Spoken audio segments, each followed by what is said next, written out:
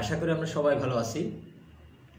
আজকের বিষয়টা হচ্ছে কি, আমরা যারা ব্লক এবং বাটিক নিয়ে কাজ করতেছি, এই কাজের মধ্যে সম্পূর্ণ নতুন বা নিজেকে উদ্যোক্তা হিসাবে পরিচিত করার জন্য কাজটা শুরু করছি আপনাদের জন্য বিষয়টা আজকে খুব গুরুত্বপূর্ণ এবং প্রথম থেকে শেষ পর্যন্ত দেখার জন্য আমি একটু আপনাদেরকে রিকোয়েস্ট করব। কারণ কেন, এটা হচ্ছে কি, এই কাজগুলো যদি মাথায় না রাখেন তাহলে আপনাকে কিন্তু একটা লসের সম্মুখীন হতে হবে। তাহলে লসের সম্মুখীন যাতে হতে না হয়, আমাদেরকে প্রাথমিকভাবে যেসব সতর্কতা অবলম্বন করা দরকার সেগুলো আমরা অবশ্যই অবলম্বন করব। তাহলে যে বিষয়টা নিয়ে আজকে আলোচনা করব সেটা হচ্ছে কি, আমরা যারা প্রথম দিকে কাজ করব আমরা কোনো একদিনের শর্ট টার্ম উৎসবকে কেন্দ্র করে কোনো প্রকার প্রোডাকশন করব না।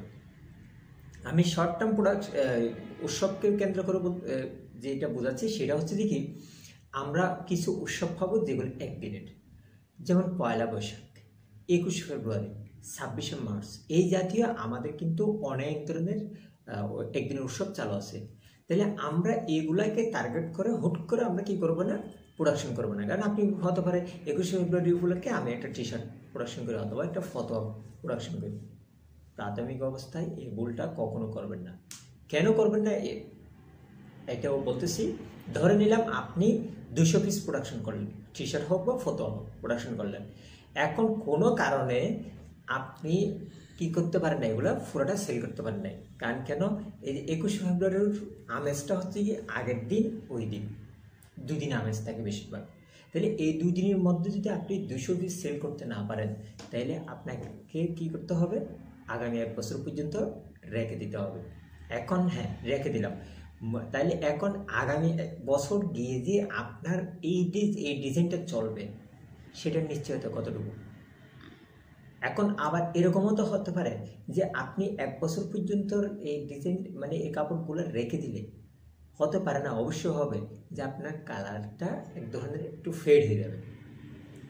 তাহলে কাপড়টা ফেড হয়ে গেলে তাহলে তো আগামী বছর আমি এই ডিজাইনটা চললেও সেটা কিন্তু আর কি করতে পারবো না, সেল করতে পারবো না।